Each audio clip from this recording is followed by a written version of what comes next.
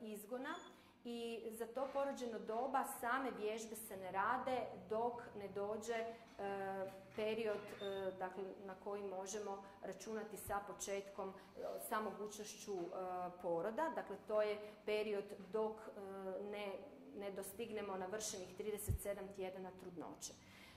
I nakon toga vježba je svakako moguća, ali uz izuzetnu prisutnost fizioterapeuta i liječnika i njegovo odobrenje.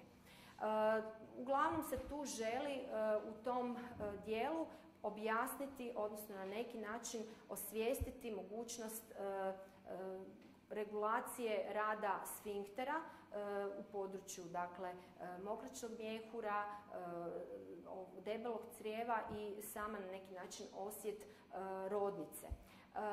Kada se kaže da trebate aktivno sudjelovati u porodu, onda se misli da svojim nekakvim, odnosno svojim aktivnim sudjelovanjem radite pritisak sa trbušnim mišićima u smjeru tih sfinktera. Dakle, pomažete bebi, odnosno plodu, da izađe kroz porođeni kanal i da se rodi.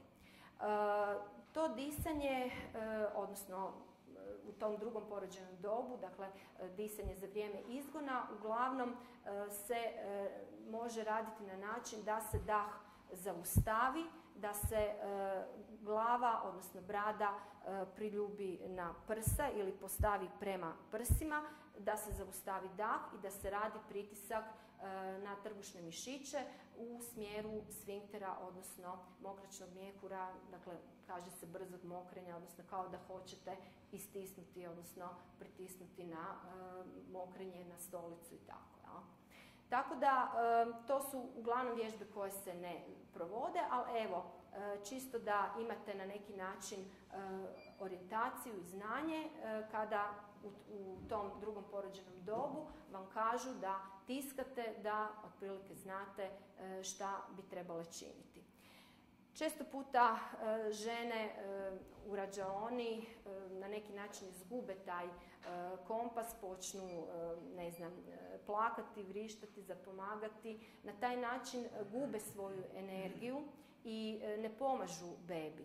Tako da jednostavno, evo, želja je da se kroz to osvješćivanje i ponašanje u samom tom prvom i drugom porođenom dobu na neki način vama kaže kako ćete disati i kako će to izgledati, odnosno kako bi se trebale ponašati. Što se tiče nekih drugih fizičkih priprema, jasno vrijedi isto pravilo da trudnice, ukoliko su u jednoj zdravoj, kontroliranoj trudnoći, da se ponašaju prema svojim fizičkim mogućnostima. Dobro je kretati se, dobro je održavati kondiciju, jer je kondicija izuzetno važna kako za nošenje same trudnoće, tako i za porod i oporavak nakon poroda.